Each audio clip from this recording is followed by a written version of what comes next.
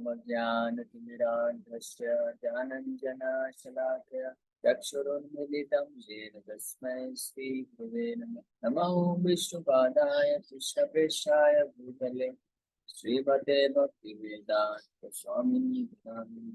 नमस्ते सारस्वते देवे गौरवाणी प्रचार्य निर्विशेष शून्यवादी पाश्चात्य देशकारण।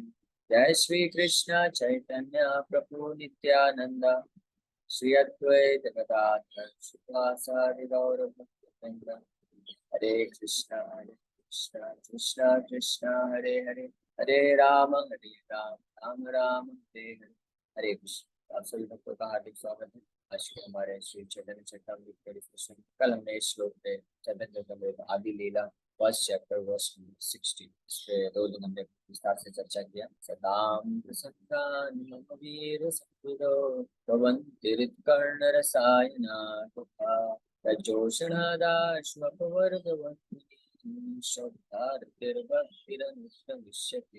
इस प्रकार से कृष्ण उदाहरण दे रहे हैं।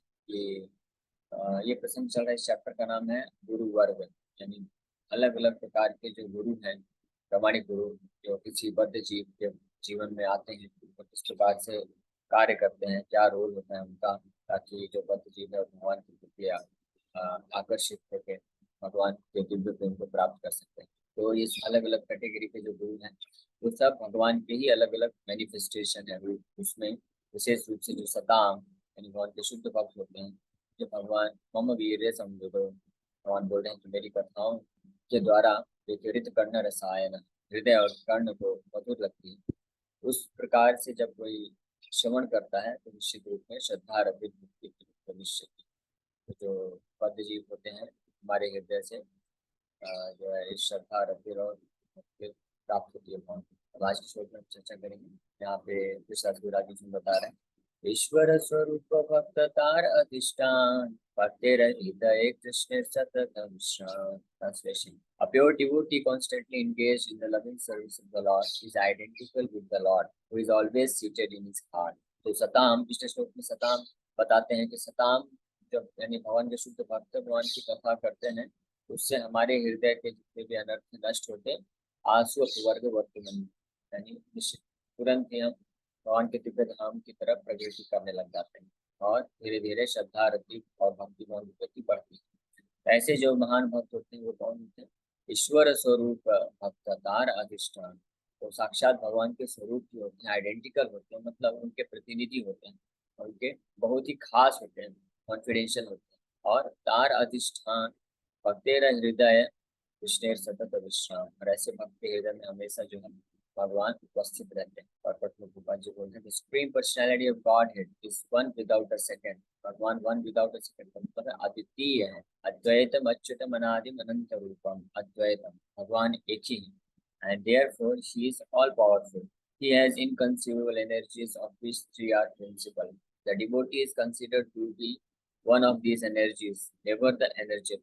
The energetic is always the Supreme Lord. The energies are related to him for the purpose of eternal service. A living entity in the conditioned stage can uncover his aptitude for serving the absolute truth by the grace of Krishna and the spiritual master. Then the Lord reveals himself within his heart, and he can know that Krishna is seated in the heart of every pure devotee. Krishna is actually situated in the heart of every living entity, but only a devotee can realize this fact. तो ये जो भक्त स्वरूप ईश्वर स्वरूप तार अधिष्ठान, तो जो भगवान के शुद्ध भक्त होते हैं वो ईश्वर के स्वरूप होते हैं, लेकिन कभी भी ईश्वर नहीं होते। इस बात की व्याख्या प्रभुपाद जी तात्पर्य कर रहे हैं कि भगवान एनर्जेटिक है यानी शक्तिमान है, वो पुरुष है, पुरुष प्रधान है, नव यौवनम परम पुरुष है। और जो भक्त होते हैं वो भगवान की बहुत ही कॉन्फिडेंशियल एनर्जी है, शक्ति है, की कैटेगरी में आते हैं और भगवान की इच्छा अनुसार तो भगवान के सेवा में हमेशा तत्पर रहते हैं। ऐसा जो भक्त होता है जो हमेशा भगवान की सेवा में तत्पर रहता है तो भगवान को अपने हृदय में हमेशा महसूस कर सकता है, रियलाइज कर सकता है। इसकी ब्रह्म संहिता में ब्रह्मा जी बोलते हैं, प्रेमांजन चुरित भक्ति विलोचनेन संत सदैव हृदयेषु विलोकयन्ति। हमेशा अपने हृदय में देख सकता है या एक्सपीरियंस कर सकता है, रियलाइज कर सकता है। जिस प्रकार से भगवान गीता में बोलते हैं, सर्वस्य चाहम हृदि सन्निविष्टो, कि मैं हर एक के हृदय में उपस्थित हूँ परमात्मा के रूप। लेकिन भगवान की ये उपस्थिति जो कंडीशन सोल है, कंडीशन मतलब जो बद्ध जीव है, जिनके ऊपर मन बुद्धि अहंकार का कंटमिनेशन का कवरिंग है, ये दूषण, भौतिक अनर्थ, भौतिक आसक्ति का आवरण से जो ढका हुआ है जीव, वो ये नहीं रियलाइज कर पाता कि भगवान भी उसके सम्मुख है, उपस्थित है। जैसे मान लीजिए उदाहरण के लिए, एक छोटा सा बच्चा होता है, उसको माँ बाप अपने साथ लेके जाते हैं मार्केट में या किसी मेला में। लेकिन जब बच्चा जो होता है माँ बाप से विमुख होगी, उस मेला के अलग अलग वस्तुओं में, खाने पीने में, खेल कूद में, इस सब में व्यस्त हो जाता है, वहां पे उसके तरफ मुख हो जाता है उसका, तो वो प्रैक्टिकली माँ बाप के साथ रहते हुए भी भूल जाता है, ये रियलाइज नहीं कर पाता है कि मैं अपने माँ बाप के साथ हूँ। और इस प्रकार से वो धीरे धीरे उसी मेला में उसके माँ बाप भी हैं और बच्चा भी है, लेकिन वो जो बच्चा होता है उस मेला में अलग अलग खेल कूद की सामग्री में फंस के और आकर्षण, अलग अलग आकर्षणों को देख के इतना भटक जाता है कि फाइनली वो ये भूल ही जाता है कि मैं माँ बाप के साथ आया हूँ, पूरी तरह से उसमें फंसा रह जाता है। फिर जब फाइनली जब इस प्रकार से मेला में वो अलग अलग कार्य करता है, खेलता है, कूदता है, अलग अलग चीजों को देखता है, तो सर्कस देखता है, ये सब करता है, फिर फाइनली जब रियलाइज करता है अरे मैं मुझे इससे तो अल्टीमेटली संतुष्टि नहीं मिलने वाली है, अभी मुझे भूख लग रही है, तब उसको याद आती है अपनी माँ की, फिर वो चिल्लाता है। इसी प्रकार से ये जीव भी जो है इस संसार में, इस संसार रूपी मेला, ये भी एक मेला के समान ही, ये संसार भौतिक जगत रूपी मेले में आके अलग अलग खेल कूद और अलग अलग भोग करने की वृत्तियों में इंगेज हो जाता, लग जाता है, तो ये भूल जाता है कि भगवान उसके साथ उपस्थित है।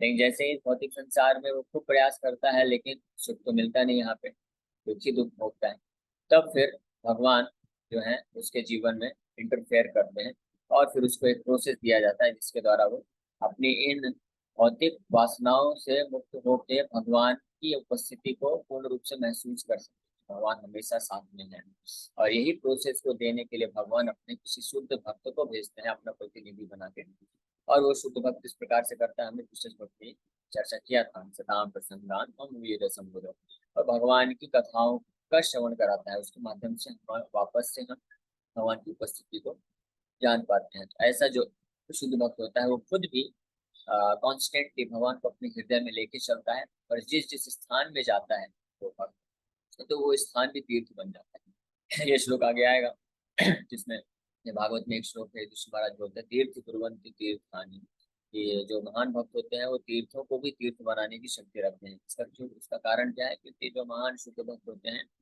उनके हृदय में भगवान गोविंद, भगवान कृष्ण पूर्ण रूप से एक्टिव हो जाते हैं, और वास्तव में वो उनका जो वो भक्त का जो शरीर होता है वो शरीर नहीं रह जाता, वो भगवान का चलता फिरता मंदिर बन जाता है।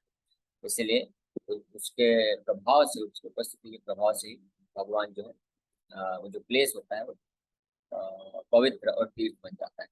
अब आगे श्लोक में इसका प्रमाण प्रस्तुत कर रहे हैं, जो पिछले श्लोक में पिछला विराज जी बताए, भक्तेर हृदय कृष्ण सतत विश्राम, भक्त के हृदय में, शुद्ध भक्त के हृदय में कृष्ण सतत हमेशा वहां पे विश्राम करते हैं, यानी उपस्थित रहते हैं। इस चीज का प्रमाण ये भागवत के चौथे स्कंद में दिया जा रहा है, चौथे स्कंद से कोट कर रहे हैं। ये वो प्रसंग है जब अम्बरीश महाराज के प्रति दुर्वासा ऋषि ने अपराध किया था, और उस अपराध के कारण सुदर्शन चक्र उनको मारने के लिए दौड़ा था, और दुर्वासा ऋषि पूरे ब्रह्मांड में, भौतिक ब्रह्मांड में भ्रमण करते रहे, ब्रह्मा जी और शिव जी तक भी गए और याचना किया कि उनको बचाइए, लेकिन वो भी उनको मदद नहीं कर पाए, क्योंकि वैष्णव अपराध किया था उन्होंने। फिर फाइनली दुर्वासा ऋषि तो महान योगी थे, उनके पास बहुत योगिक शक्तियां थी, तो इस ब्रह्मांड को, भौतिक ब्रह्मांड को भेद के आध्यात्मिक ब्रह्मांड में चले गए, वैकुंठ चले गए। अब वैकुंठ में जाके भगवान विष्णु को दर्शन प्राप्त करते हैं, और भगवान विष्णु के पास जाके याचना करते हैं कि आप मुझे बचाइए, आपका सुदर्शन चक्र मेरे पीछे पड़ा हुआ है। और ये ट्रेवल करने में उनको लगभग 1 साल पहुंचने में लगा था, वापस 1 साल आने में लगा था, यानी योग शक्ति, योग सिद्धि के द्वारा इतनी शक्ति उनको प्राप्त हुई। आज के भौतिक वैज्ञानिक जो है वो बोलते हैं कि एक ब्रह्मांड को भी अगर क्रॉस करना है तो 40,000 साल लगेगा, हमारे पास जो स्पुतनिक है उसके द्वारा। तो फिर उसके बाद ऐसे करोड़ों करोड़ों ब्रह्मांड है, उनको क्रॉस करने में तो हम अंदाजा भी नहीं लगा सकते कि कितना समय लग जाएगा, लेकिन योग शक्ति के द्वारा दुर्वासा ऋषि केवल 1 साल के अंदर ही वैकुंठ ब्रह्मांड पहुंच गए और भगवान विष्णु से बातचीत कर रहे हैं।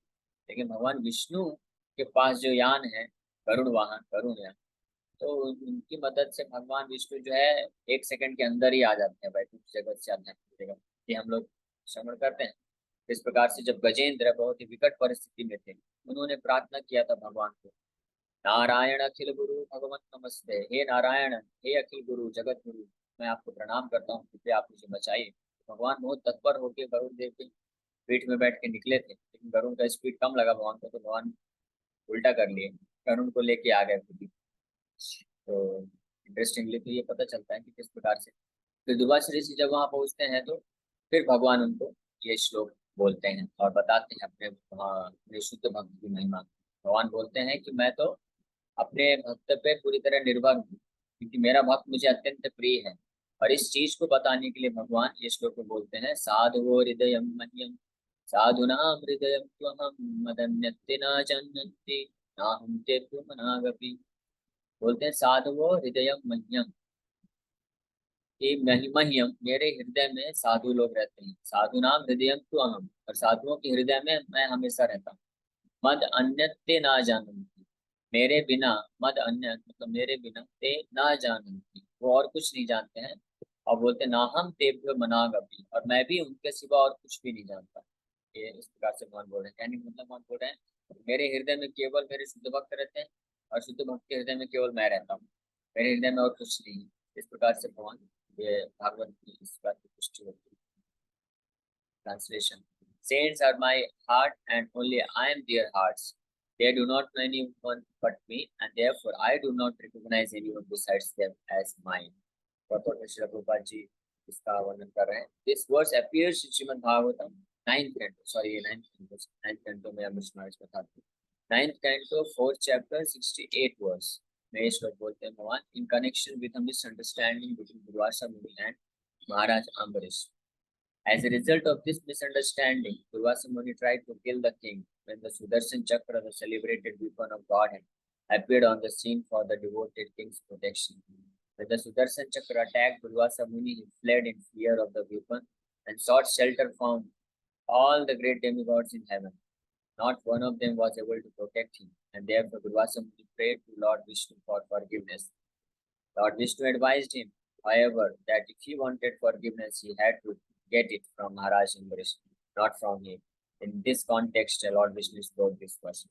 Finally, भगवान जब अम्बरीश महाराज दुर्वासा ऋषि को इस बात को रियलाइज करवाते हैं इस श्लोक बोल के कि मेरा जो भक्त होता है जिसके प्रति तुमने अपराध किया है, अम्बरीश महाराज, आपने सोचा कि अम्बरीश तो एक साधारण सा राजा ही है, बस मैं तो एक ग्रेट ऋषि हूँ, ग्रेट सेज हूँ, बहुत महान ऋषि हूँ, महान ब्राह्मण। तो आप अपने आप को सुपीरियर समझ के आपने उसका अपराध किया, लेकिन वास्तव में वो भले ही बाहरी दृष्टिकोण से एक क्षत्रिय है, राजा है, लेकिन वास्तव में वो आंतरिक रूप से मेरा शुद्ध वैष्णव, शुद्ध भक्त होने के कारण वो एक किसी ब्राह्मण, कोटि कोटि शुद्ध ब्राह्मणों के भी ऊपर कैटेगरी हुई।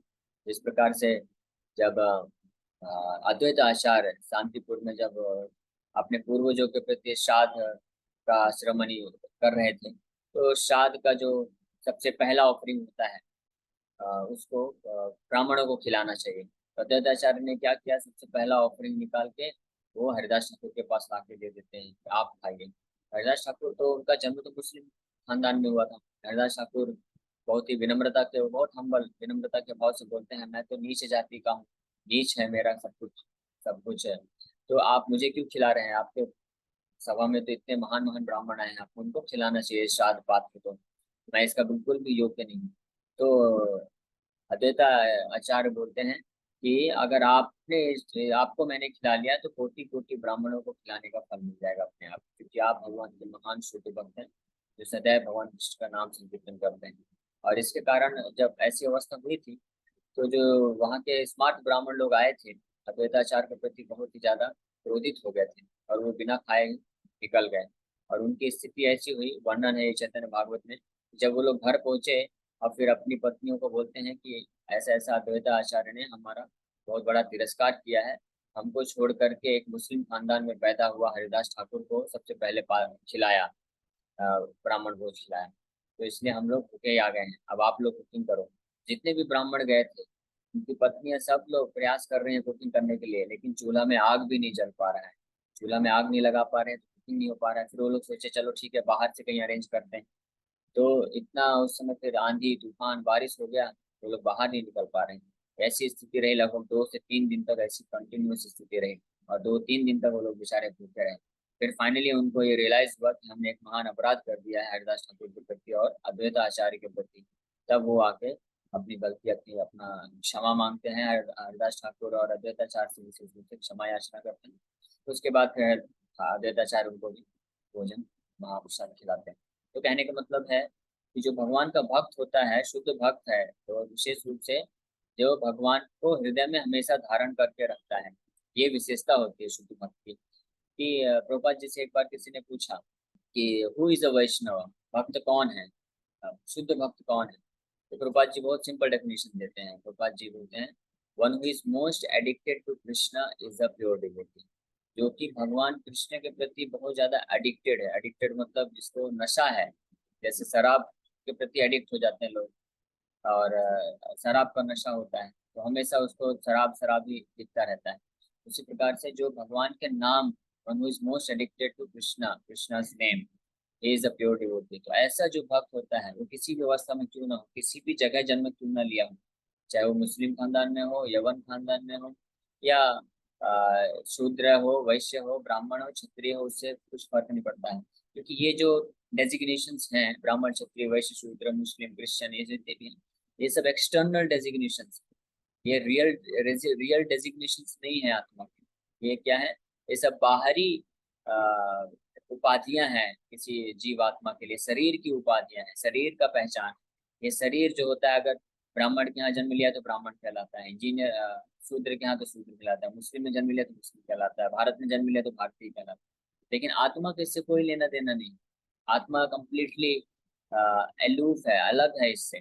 आत्मा का जो कोई व्यक्ति होता है उसकी पहचान होती है कि उसकी आत्मा कितने रूप में, यानी वो कितने रूप में भगवान के भक्ति में आगे है। तो अगर कोई भगवान की भक्ति में आगे है तो भले ही शूद्र कहने ना आया, चैतन्य महाप्रभु इस बात का प्रमाण देते हैं अपने लीला में। रामानंद राय के पास जाके चैतन्य महाप्रभु को गुरु बना के उनसे श्रवण करने के लिए अनुरोध करते हैं। तो रामानंद राय बहुत हेजिटेट करने लग गए कि अरे मैं कैसे आपका गुरु बन के आपको शिक्षा दे सकता हूँ, आप तो सन्यासी हैं, आप तो बहुत बड़े उच्च ब्राह्मण परिवार से हैं, और आप तो बहुत सारे शास्त्रों के ज्ञाता भी हैं, आप निमाई पंडित के नाम से फेमस थे। फिर आप अभी संन्यास आश्रम में हैं, संन्यास आश्रम में जो व्यक्ति होता है वो सारे चारों वर्ण और आश्रम का गुरु कहलाता है, और मैं तो जन्म से शूद्र हूँ, और ऊपर से मैं ये मुस्लिम शासन में नहीं थे, लेकिन ऊपर से मैं एक ये नौकरी करता हूँ, सरकारी नौकरी में हूँ, जिसमें बहुत सारा पैसे का लेना देना किया जाता है। तो मेरा तो जन्म भी पतित है, मेरा कर्म भी पतित है, ये दोनों ही चीज पतित है। तो मैं कैसे गुरु बन सकता हूँ, मैं कैसे आपको कृष्ण कथा के बारे में बताऊं। तो उस वक्त भी चैतन्य महाप्रभु उनको इनकरेज करते हैं और बोलते हैं कि जीवा पिपरा की बन्यासी सूत्र के निनाय, जय कृष्ण तत्वे तसे गुरु भाई। तो चैतन्य महाप्रभु बोलते हैं कि वह विप्रा, विप्र मतलब ब्राह्मण, क्या फर्क पड़ता है कि कोई विप्र हो, चाहे वो विप्र ब्राह्मण हो, जीवन न्यासी, न्यासी मतलब सन्यासी, जीवन न्यासी सूत्र के निर्णय, वो चाहे तो सूत्र ही क्यों ना हो। जय कृष्ण तत्ववेता, जो कि कृष्ण तत्व को जानता है, यानी कृष्ण जिसके हृदय में सतत विश्राम करते हैं, कृष्ण हमेशा उसके हृदय में रहते हैं पूरा, तो से ही गुरु है, वो गुरु बनने के योग्य है। और इस बात की पुष्टि सनातन गोस्वामी भी करते हैं, अपने बृहद भागवतम के ग्रंथ में बोलते हैं कि षड षड कर्म निपुणो विप्रा मंत्र तंत्र विशारदः।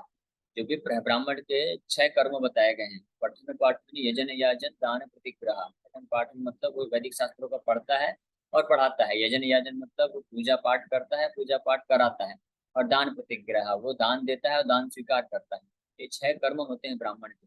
तो ये षड कर्म निपुणों विप्रा, अगर कोई ब्राह्मण ये 6 कर्म करने में बहुत परफेक्ट है, बहुत अच्छे तरीके से कर रहा है बिना किसी मिस्टेक के, मंत्र तंत्र विशारदा, और जितने भी वैदिक मंत्र हैं, तंत्र है, शास्त्रों का सबका ज्ञान रखता है, विशारदा मतलब वेरी एक्सपर्ट, बहुत स्कॉलर है, नॉलेजेबल है, सब कुछ अच्छे से कर ले रहा है। षड कर्मो निपुणो विप्रा मंत्र तंत्र विशारदा, अवैष्णव गुरु नश्यात वैष्णव स्वपचो गुरु। लेकिन अगर वो ब्राह्मण ये सब चीज में एक्सपर्ट होने के बावजूद भी अगर वो अवैष्णव है, अवैष्णव मतलब भगवान विष्णु का भक्त नहीं है, भगवान कृष्ण का भक्ति नहीं करता है, हाँ, बस ऑफिशियल ये सब रिचुअलिस्टिक चीज करता है, मंत्रोच्चारण तंत्रोच्चार ये सब करता है, लेकिन उसके बावजूद भी वो अवैष्णव गुरु नश्यात, वो गुरु बनने की योग्य नहीं है, आचार्य नहीं बन सकता है। गुरु या आचार्य का मतलब क्या है, हमने पिछले कई श्लोकों से ये चीज का है कि गुरु और आचार्य का मतलब है कि वो भगवान का प्रतिनिधि, भगवान का शुद्ध भक्त बन के भगवान के मैसेज को दूसरों तक पहुंचाने का कार्य करता है, जो वो गुरु नहीं बन सकता है। लेकिन वहीं दूसरी ओर स्वपचो वैष्णव स्वपचो गुरु, यानी अगर कोई स्वपच, स्वपच मतलब स्व मतलब कुत्ता, कुत्ता खा के जो पचा देता है, यानी कुत्ता खाने वाले के घर परिवार में भी अगर किसी ने जन्म लिया, यानी शूद्र से भी नीचे, शूद्र तो फिर भी वर्णाश्रम 4 वर्ण के अंदर आता है, 4 वर्ण यानी शूद्र भी एक कैटेगरी है जो कि वैदिक संस्कृति के अंदर है। फिर शूद्र के नीचे चंडाल, म्लेच्छ, यवन और स्वपच, ये लोग आते हैं अलग अलग कैटेगरी के, ज्यादा बहुत ज्यादा पतित। तो अगर कोई स्वपच है, स्वपच परिवार में भी पैदा हुआ है, लेकिन अगर वो वैष्णव है, शुद्ध वैष्णव है, तो वो गुरु बनने के लिए योग्य है। केवल गुरु ही नहीं, पूरा जगत गुरु बन सकता है। इस प्रकार से ये सारे प्रमाण उपस्थित हैं, और इसी बात की पुष्टि यहाँ पे हो रही है कि भगवान विष्णु जो है साफ साफ दुर्वासा ऋषि को बोल रहे हैं कि आपने मेरे महान वैष्णव अम्बरीश महाराज को बाहरी दृष्टिकोण से देखते हुए आपने उनके प्रति इतना महान अपराध कर दिया है, अपने आप को सुपीरियर समझ के कि आप महान योगी हैं, ब्राह्मण हैं, महान ऋषि हैं, और वो तो एक साधारण सा क्षत्रिय बस है, लेकिन आप ये बहुत महान अपराध करते हैं। तो आप इस अपराध से, इस संकट से, इस सुदर्शन चक्र के प्रभाव से आप कब केवल तभी बच पाएंगे जब आप वापस अम्बरीश महाराज के पास जाके उनसे क्षमा याचना करेंगे। तो अगर वो माफ कर देंगे तो आप बच सकते हैं। इसी के हेतु फिर दुर्वासा मुनि, दुर्वासा ऋषि जो है यू टर्न लेते हैं और वापस अम्बरीश महाराज के पास जाके उनसे क्षमा याचना करते हैं। अम्बरीश महाराज तो भगवान के जो भक्त होते हैं वो हमेशा सदैव विनम्र होते हैं। अम्बरीश महाराज तो अपराध लेना तो दूर की बात है, बल्कि वो हृदय में सोच रहे थे कि मेरे कारण मेरा इतना महान अपराध हो गया कि दुर्वासा मुनि को इतना कष्ट झेलना पड़ रहा है। तो उसके कारण दुर्वासा मुनि को तो वैकुंठ जाने में 1 साल लगा, वहां से वापस आने में 1 साल लगा। ये पूरा 2 साल अम्बरीश महाराज उसी जगह पे खड़े होकर हाथ जोड़ के भगवान को स्मरण और चिंतन, उनके नाम कीर्तन में पूरा समय व्यतीत किए, वहां से कुछ किए नहीं, क्योंकि वो हृदय में बहुत ऐसा महसूस कर रहे थे। फिर अम्बरीश महाराज, दुर्वासा ऋषि जब आते हैं उनके चरणों में गिर जाते हैं और बोलते हैं कि आप ही मुझे बचा सकते हैं, आप क्षमा करिए मेरे अपराधों को। तो फिर अम्बरीश महाराज विनम्रता के भाव से बोलते हैं कि अगर मेरे क्षमा करने से आप बच सकते हैं तो मैं आपके सारे अपराध को क्षमा करता हूँ, हालांकि आपने कोई अपराध नहीं किए। तो इस प्रकार से फिर जो है वो मुक्त हो पाते हैं सुदर्शन के प्रकोप से। So the Lord, being full and free from problems, can wholeheartedly care for his devotees. His concern is how to elevate and protect all those who have taken shelter at his feet. भगवान का ये हमेशा हृदय में concern रहता है, जिस भी व्यक्ति ने भगवान के चरण कमलों का आश्रय ले रखा है, तो भगवान हमेशा सदैव उनका चिंता बना रहता है कि कैसे उसको मैं सुरक्षा प्रदान करूं और कैसे उसको मैं एलिवेट कर सकूं। एलिवेट मतलब उनको कैसे भौतिक जगत से उठा के आध्यात्मिक प्लेटफॉर्म में लेके जा सकूं। The same personality, the same responsibility is also interested to the spiritual master. और यही कर्तव्य होता है, यही भाव होता है भगवान उन महान शुद्ध भक्तों का जो भगवान के हृदय में हमेशा वास करते हैं और जिनके हृदय में भगवान हमेशा वास करते हैं।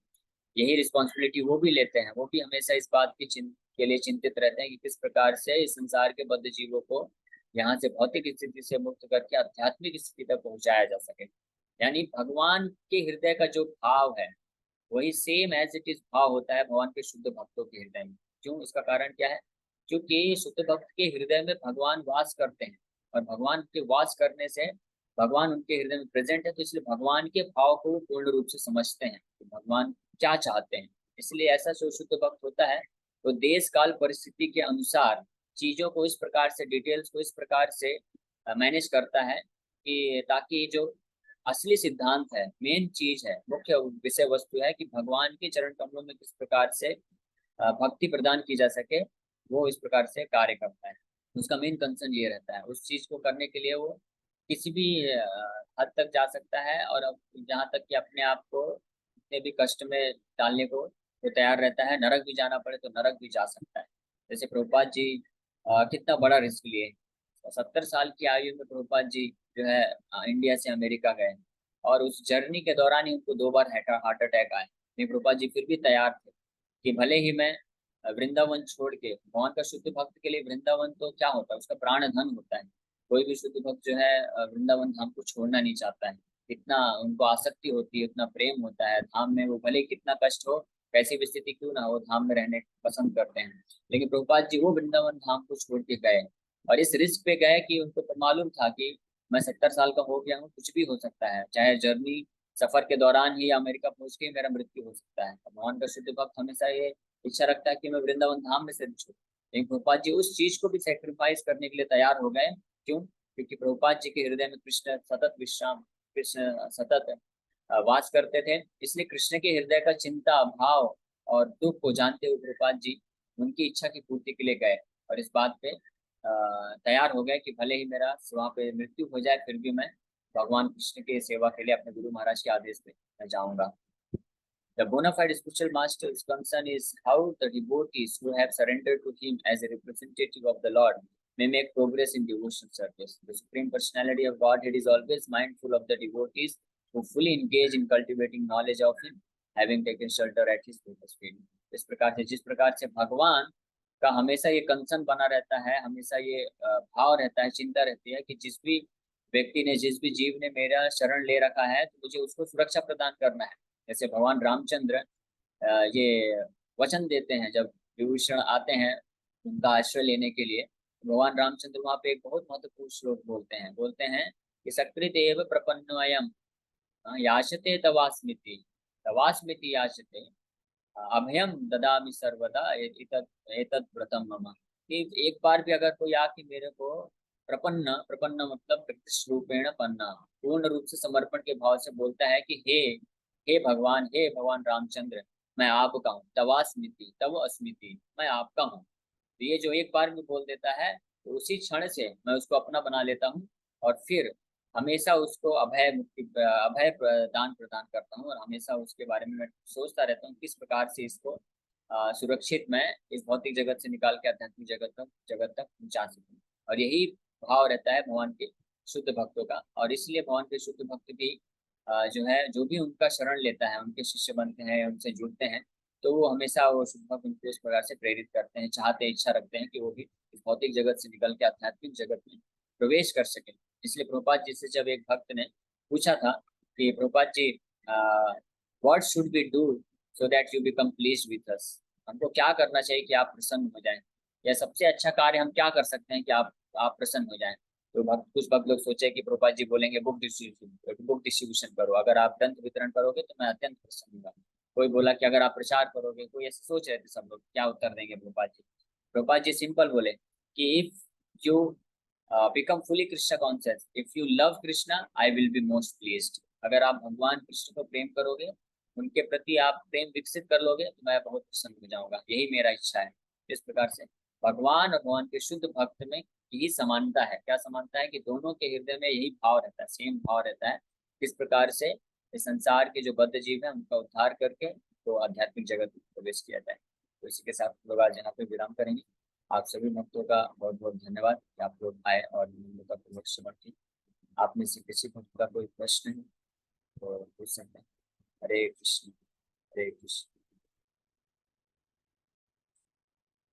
हरे कृष्ण। किसी भक्त का कोई हरे प्रश्न? कृष्ण प्रभु जी। हाँ, हाँ, यस मेरा एक सुनील। प्रश्न था। जब प्रभुपाद अमेरिका जा रहे थे तो उनको मतलब वहाँ पे जो हिप्पीज थे उनको हाथी बना दिया उन्होंने, तो उनको कैसे इंडिकेट हुआ कि मुझे वही लोगों के पास जाके कृष्ण भगवान की लीला उनको बतानी चाहिए, उनको समझा, उनको ओके कैसे ओके, वो मतलब समझ वो गया। लोकेशन उन्होंने क्यों फिक्स किया, दूसरा ओके क्यों ओके, नहीं?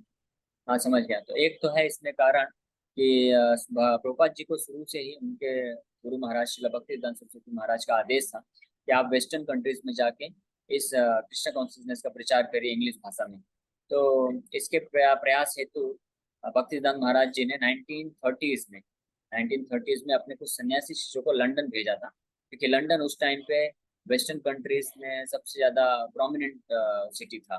तो इसलिए, और फिर जब प्रभुपाद जी 1965 में एक्चुअली गए तो उस समय पे न्यूयॉर्क जो है सबसे प्रोमिनेंट पोजीशन में बन गया था, सबसे ज्यादा माया का प्रकोप वहां पे था।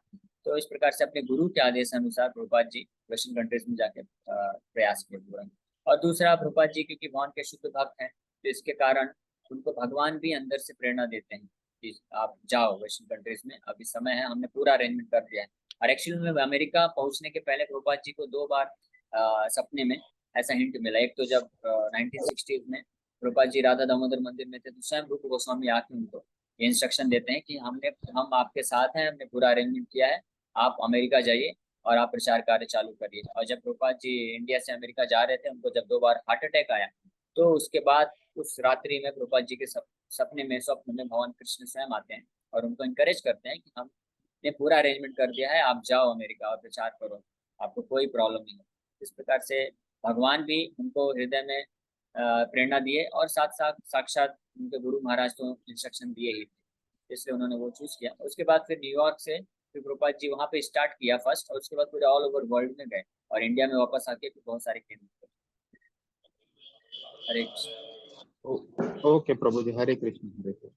तो जी मेरा प्रश्न था कि जो प्रपन्ना मैंने शरणागति है, इतनी अच्छी महिमा, बहुत फेमस है श्लोक जो आज आपने कहा रामायण का, कि अहम तवास्मी में आप बस तवास्मी बोल दे तो भगवान हो जाते हैं। तो शरणागति की थोड़ा सा महिमा, जैसे कई बार हम लोग संसार को शरणागत होते, थोड़ा भगवान को, थोड़ा संसार को होते हैं, तो कैसे पूर्ण शरणागत हो? लोगों को विश्वास नहीं होता कि भगवान सब कुछ करेंगे, अहंकार होता है कर्ता करेक्ता भक्ता का। तो शरणागति की थोड़ा महिमा चाहिए। सही बात है, बहुत अच्छा प्रश्न पूछा आपने। और एक्चुअली में ये है, तो एक तो है कि भगवान के पास जाके जब कोई भी बद्ध जीव, तो भले ही केवल मात्र बोलता है उसके हृदय में, क्योंकि संसार के दुख जब मिलते हैं तो परेशान होता है, तो भगवान के पास जाके टेम्परेरली ही भावुकता वश भी आके बोल देता है कि भगवान मैं अब आपका पूर्ण शरण लेना चाहता हूँ, आप कृपा करके मुझे रक्षा प्रदान करिए। तो भगवान उसको भी स्वीकार करके उसके प्रति भी तत्पर हो जाते हैं। फिर भगवान का भाव क्या होता है कि ये जो आया है मेरे पास अभी दुख के कारण, मेरे को पूर्ण सरेंडर तो कर रहा है। भगवान ये जानते हैं कि हालांकि ये कर नहीं पाएगा, इसकी भौतिक आसक्ति बहुत सारी बनी हुई है, लेकिन भगवान वहां से तुरंत जो है एक्टिव हो जाते हैं कि किस प्रकार से अब इसको मुझे पूर्ण शरणागत बनाना है। इसी के लिए फिर जब ऐसा कोई इच्छा प्रकट करता है कोई बंद जी, भगवान उसके जीवन में एक साधु को, भगवान के अपने महान शुद्ध भक्त को भेज देते हैं, जो उसको फिर प्रोसेस सिखाता है, पूरा process of devotional service, surrender करने की विधि बताता है, साधना भक्ति देता है। उस प्रोसेस को पालन कर करके ग्रेजुअली वो बद्ध जीव फिर पूर्ण सरेंडर समर्पण को प्राप्त कर पाता है। तो ये भगवान इस प्रकार से उसके जीवन में कार्य करते हैं, यानी भगवान खुद ही अपने महानतम भक्त के रूप में उसके सामने आते हैं और उसको सिखाते हैं कैसे शरणागत बनना है। हरे कृष्ण। आप सभी भक्तों का बहुत बहुत धन्यवाद। हरे कृष्ण प्रभु जी, हरे कृष्ण।